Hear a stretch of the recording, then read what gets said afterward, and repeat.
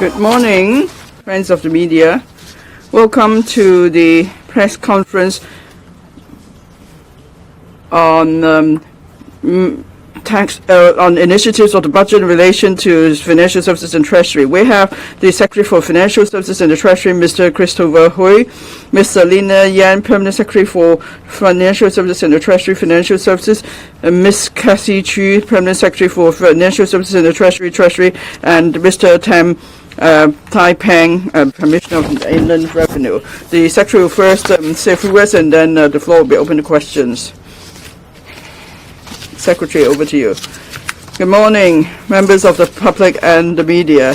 I would like to talk to you about the key policy initiatives under the portfolio of my bureau in the budget.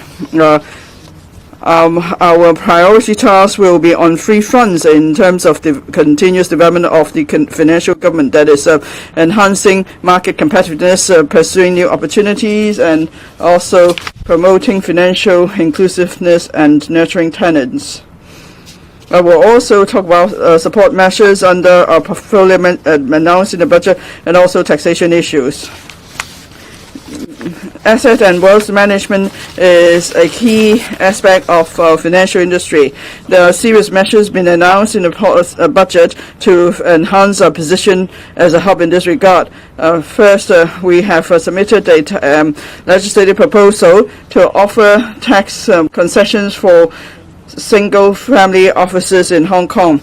We will be organizing the Wealth for Good in Hong Kong Summit in end of March to establish direct connection with family services, family offices around the world, and promote cooperation. We will also enhance various regulatory measures with the regulators, and we review the taxation arrangement on applicable funds and carried interest, and this is to provide a conducive environment for the development of the trade. And then under the exchange fund, they will cover private equity funds managed by smaller local managers and those seeking to expand Hong Kong operations so they could develop further in Hong Kong. We will also introduce a new capital investment entrance scheme to bring more capital to Hong Kong. On offshore renminbi market development, our focus is on promoting the development, the issuance and trading of renminbi-denominated stocks. The Legislative Council has already approved stamp duty exemption for dual counter market makers, and Hong Kong Exchange will introduce a DCMM program in the first half of 2023. We have a unique advantage in Hong Kong because of our offshore renminbi market, so we will continue to offer various risk management products to investors, and we will enhance our position as a risk management center. We will also expand mutual market access and enhancement arrangements, including the Bond Connect, Wealth Management Connect, and we will expand eligible securities under Stock Connect. And then we will continue to deploy resources on enhancing integrated corporate risk management capacity. We will extend the insurance-linked securities grant scheme by 2 years to promote diversified development in the insurance market. On securities, we will continue to enhance the listing regime and market structure. Having taken on board views expressed by the market, the Hong Kong Exchange will introduce a listing regime for advanced technology companies in the first quarter of this year. The HKX will put forward a specific recommendations and GEM for market consultation within this year. We'll also explore flexibility in handling share buybacks by issuers where trading mechanism is concerned. And then we will explore the maintaining of market operation under inclement weather, and we review self-trade prevention mechanism to facilitate trading and dovetail with the market trend. On bond market, we are going to make leverage on our advantage as an offshore renminbi market and the development of green and sustainable finance. to encourage more mainland local markets at different levels and mainland and overseas public and private institutions to issue offshore RMB bonds in Hong Kong. We will consolidate experience gained from the experience of tokenized government green bonds and consider policy initiatives to promote the wider use of tokenization technology in our capital market. We will pursue new opportunities and keep enhancing our capacity to promote financial development. The Financial Secretary will set up a Green Technology and Finance Development Committee. Industry representatives will help us in formulating an action agenda to promote Hong Kong as an international green finance, green technology and green finance center. We hope that green projects will obtain capital more conveniently and flexibly through financial innovations apart from traditional financing channels. Fintech and virtual assets, we will continue to take forward various infrastructure projects and stress tests and preparation work that includes EHKD and ECINY. We will also cooperate with the Bank of Thailand to facilitate local payments by tourists using faster payment system and Thailand's prompt pay. And we will continue to enhance also the advantage of the commercial data interchange. And then we are going to have redomiciliation mechanism for companies so as to facilitate companies domiciled overseas, particularly those with business focus in Asia Pacific region to redomicile in Hong Kong. Will conduct consultation and submit legislative proposals in 2023 to 24.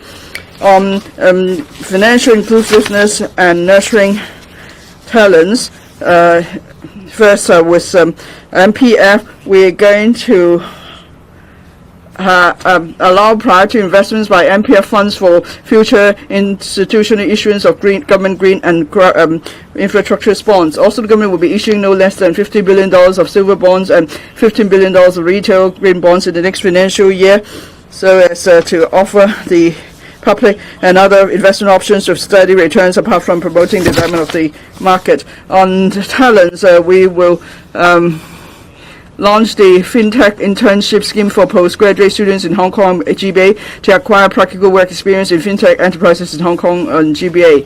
We will also extend the pilot program to enhance talent training for the insurance sector and the asset and wealth management sector by 3 years. This is to train more talents and enhance the professional competency of practitioners. On the policy areas of the Treasury branch, as the Financial Secretary mentioned in the budget, we are adopting a moderately liberal fiscal stance this year. 80% of the resources of the budget initiatives are to be spent on the public and SMEs, so we try to take care of the needs of the public as far as we could. As our economy recovers, we need to consolidate the recovery and promote the quality development of the economy. And in fact, where we could afford, we will continue to launch various support measures for the public and the businesses. You can see some examples here in the PowerPoint. I won't repeat them. Now we have the Commissioner of Inland Revenue, Mr. Pang, here. On taxation issues, our policy objective is to maintain the core competitiveness of Hong Kong in a low and simple tax regime, so that we could attract more businesses and talents to come to Hong Kong. We also take an active part in international taxation collaboration. In this regard, there is the BEPS 2.0.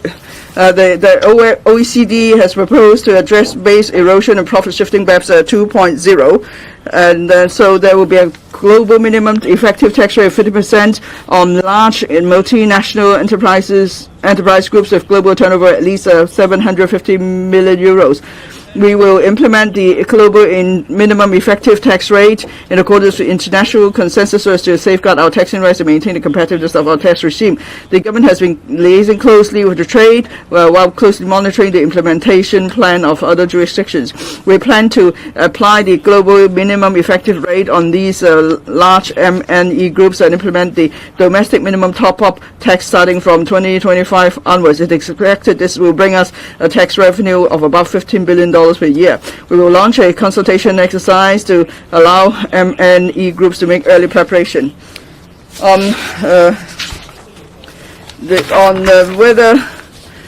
the disposal of equity interest, we will put forward an enhancement proposal to provide clearer guidelines on whether onshore gains on disposal of equity interests are subject to tax. The initiative will not only facilitate business expansion and restructuring through disposal of equity interests, it will also enhance our tax transparency and enhance our competitive attractiveness as an international investment and business hub. I'll stop here and I will now take questions.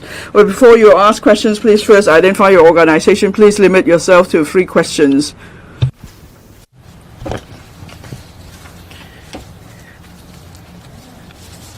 Good morning. Wong Q Yan. Secretary, could you tell us more about the forum in March on family business? When will it be held? On which day exactly? Any notable family office name you could tell us right now? Can we have the range? The scale? What about the AMU even if you do not have the name? In late March, do they have to wear a mask at that time? If possible, can you also tell us about the trading operation under inclement weather? There are voices about the disruption of the holiday arrangements under inclement weather. And there are staff members who need to go to work, and there are restaurant staff members who need to go to work as well. Has the government ever paid heed to these opinions? Will there be opposition? Thank you for your question. On the forum, as we all know, in order to attract more family office businesses to come to Hong Kong to establish a presence, we have a KPI, which is in the policy address as part of the supporting measures, apart from the taxation arrangements. The forum aims at attracting family office businesses all over the world. And I will brief you on the specifics at a later time. For the name of the forum, it is Wealth for Good in Hong Kong. There are 2 meanings to the word of wealth. 1, lasting. After all, family business has the feature that is different from other businesses. They hope that they will have financial heritage passing on to other generations. And next, good meaning good deeds. We can see that on to the 2nd and the 3rd generation, they are not looking for financial rewards. They are looking for rewards, well, impact investment that is at the community level. Some of them have to do with charity. Some of them have to do with greening. That is ESG. So they look for a wider range of social rewards. Overall, we hope that through the forum and a series of measures, we will attract more family office businesses to come to Hong Kong, making use of the favorable business environment in Hong Kong, and we will announce the details in due course. In relation to inclement weather, yes, you're correct in saying that there are more we need to take into consideration. Apart from frontline staff members, we also need to take into account bank operations. So in formulating the plan, we will also take into consideration different factors. And we will also have to have regard to the epidemic arrangements at that time. Next, over there, Hong Kong 01. Good morning. Regarding consumption vouchers, is the top talent scheme applicants eligible for the voucher scheme? Do you have any date of drawing a line? Any date in particular? regarding the CIES Capital Investment Entrance Scheme. What is the threshold of the amount, and what about the application criteria? Is it approved by the Immigration Department? Some bonds will be reserved for option, but why is there no guaranteed return? 3 questions. I will take the one in relation to consumption voucher scheme. For the top talent pass scheme, TTPS, the Secretary has already explained on different occasions. The consumption voucher scheme is not linked to any of these entrance scheme. It all boils down to the eligibility, whether they have residency. When we set down the eligibility of consumption vouchers, we have regard to the residency, and this is not in relation to the entrance scheme. On the Capital Investment Entrance Scheme, CIES, we had one in the past. On the one hand, we reactivate this scheme, and on the other hand, we will refine the scheme. We made it clear in the press conference, first, on the amount. Compared with the amount in the past, probably there will be an increase, and we are still discussing the details. On eligible investment or capital in the budget, it was made clear that it has to be local and property investment is not included. This has been set down in the budget. And whether they are beneficial to the long-term development of Hong Kong, we will also factor in this factor. In the press conference, the Secretary has already explained, for example, in relation to innovation and technology, and we are still setting down the details. When available, we will make announcement in due course. On MPF, we understand that the public is concerned about the return. So as a first step, we have an improvement, and we will give some priority to MPF funds for the bonds that we will issue, and infrastructure bond scheme. And as the next step, for the more complicated schemes, there will be other considerations. The Secretary did explain in the budget.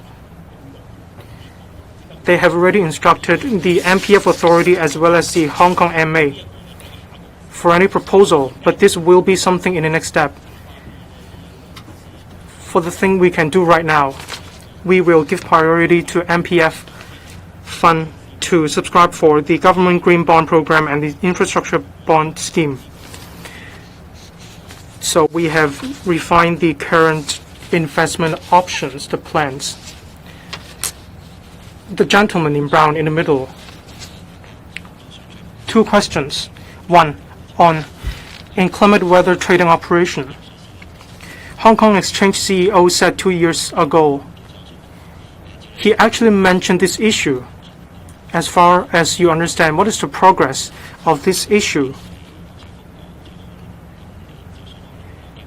Is it possible that something will be put in place within this year?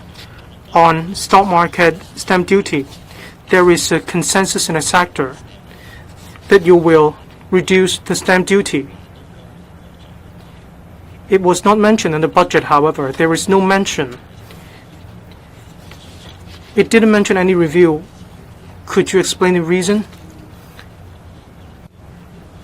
As you have to review the stock market stamp duty.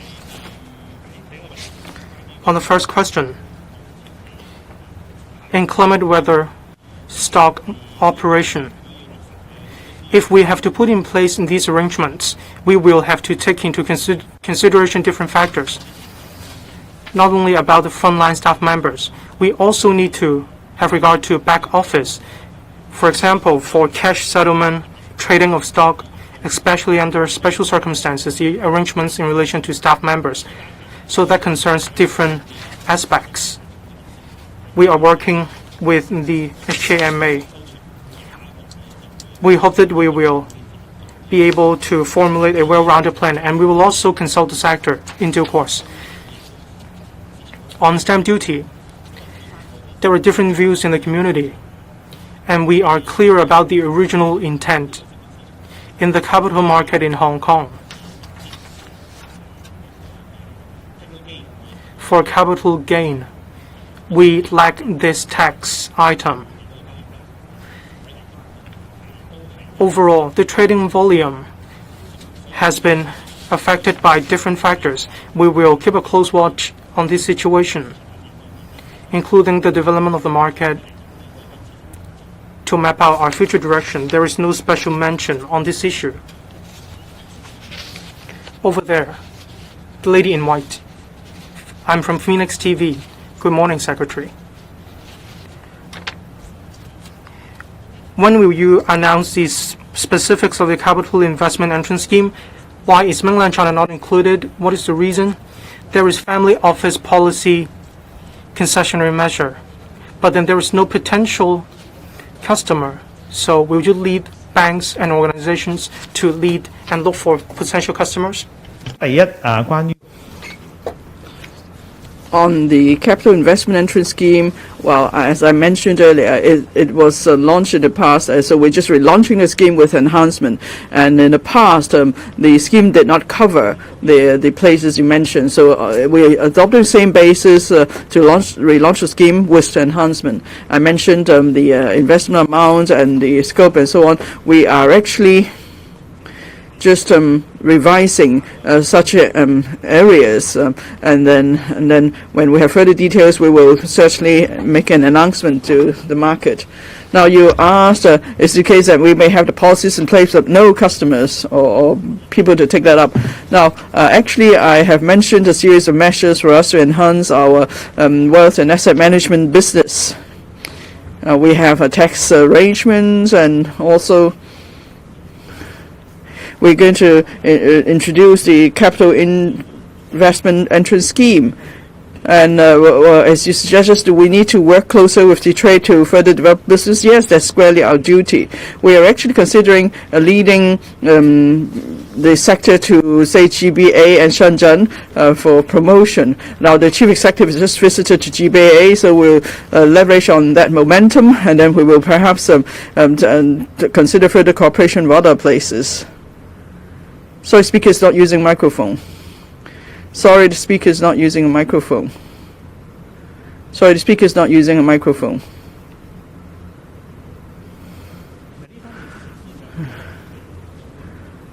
Now, the financial secretary has mentioned before, the previous scheme did not cover mainlanders, so we're adopting the same basis. As for the scope of asset, the investment amount and so on, these are things we're considering now. Next, please. The one in the black suit. Tokenized green bonds. Now, the last issuance was for institutional investors. They have plans to expand the scheme to retail investors. And then the budget mentioned that you are going to promote a recovery, to promote the bond market, but then you have a deficit of several tens of billion dollars. So has it to do with the deficit? Does it mean that in future you're going to rely on bond issuance to increase government revenue so that you could pay for green investment and infrastructure? Well, first about tokenized green bond. Well, even at the international arena, it's mostly for institutional investors, because institutions are better able to do tests and so on. But anyway, we'll take stock of experience. As I said, we will review the entire process. We have a plan, actually, that at the point of trading, redemption, or interest payment, we will consider a tokenization application. and then we will see what we can do to enhance the technology and so on. Second point, our use of bonds as a tool to promote development.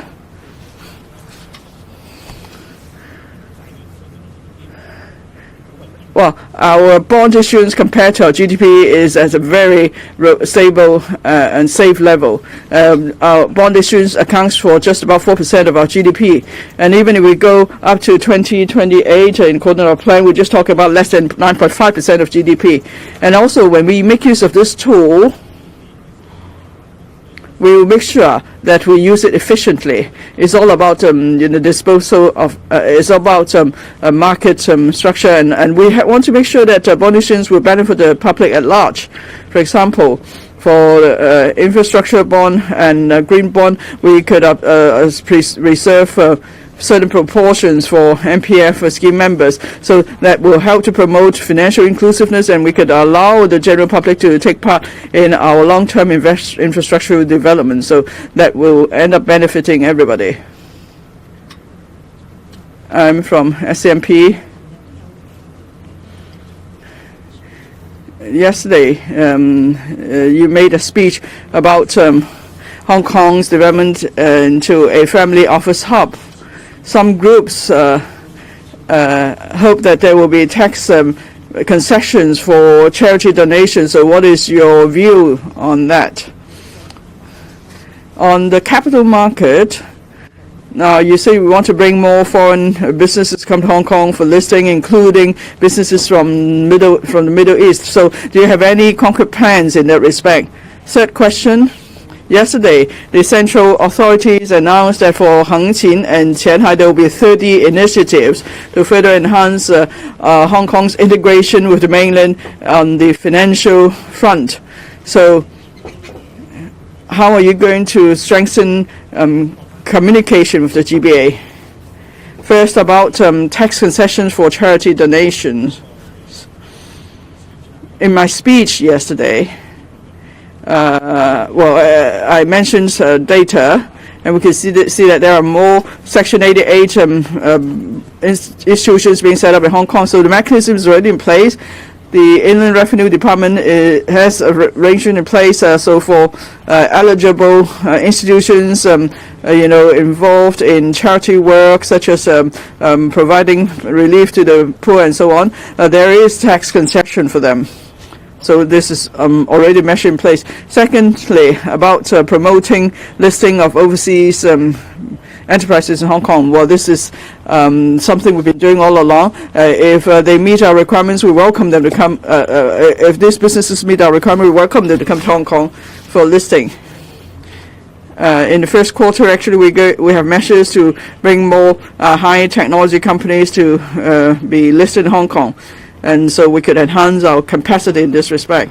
Your third point, Hengqin, Qianhai. Well, we have close liaison with all cities in the GBA.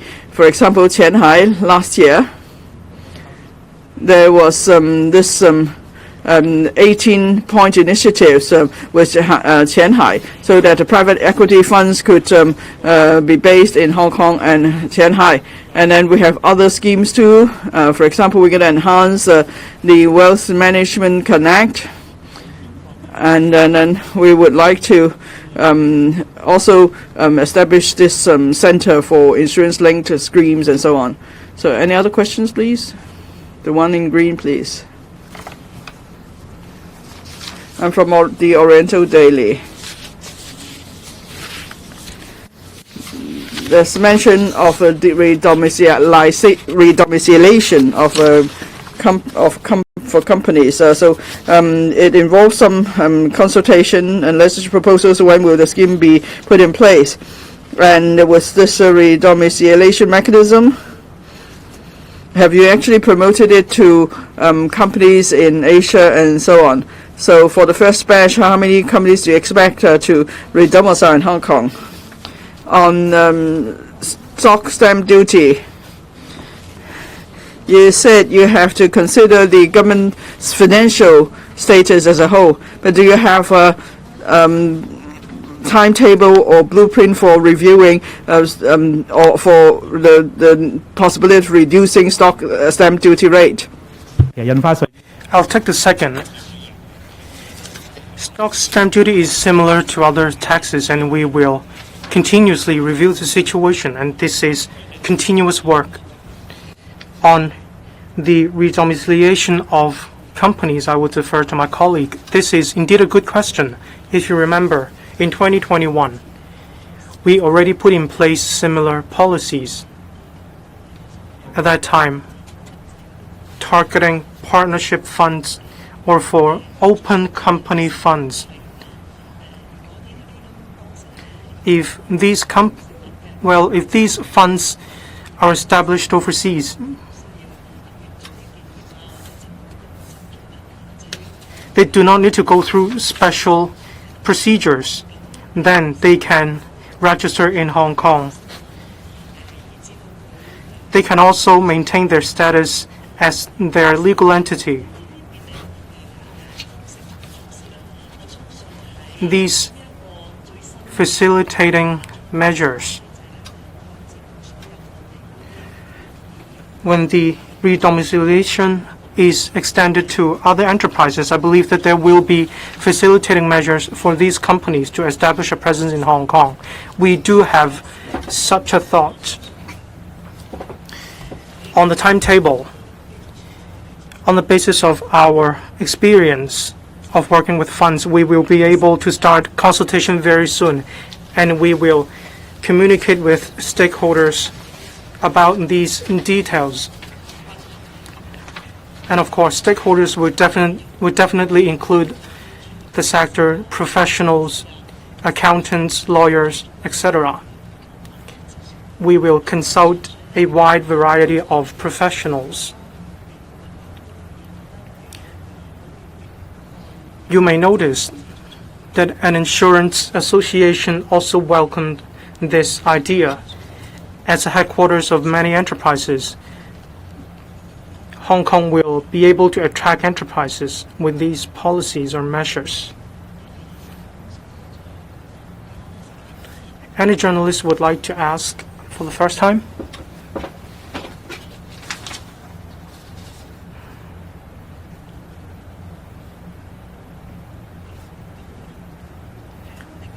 Hong Kong 01. On the consumption voucher, residency will be used as the basis of eligibility. Do you have any timetable? That is, from which day to which day? If they stay in Hong Kong, they will meet the eligibility criterion. If they have already left Hong Kong to draw MPF, leaving Hong Kong for good, can they still get the consumption voucher? The secretary or other colleagues also mentioned the arrangements for consumption voucher. The first batch will be handled and distributed in April, as we want to benefit citizens as soon as possible. Citizens' data, including operator, there will not be change in the method. Our colleagues will announce the details as soon as possible, and I do not want to speak on any particular issue. Instead, there will be a well-rounded presentation in relation to consumption vouchers. Last question. Anyone? Hong Kong Economic Journal.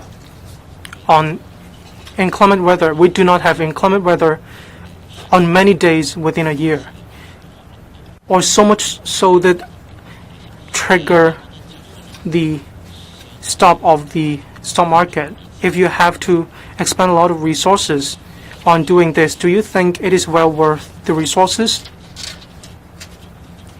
What is its significance to Hong Kong as an IFC?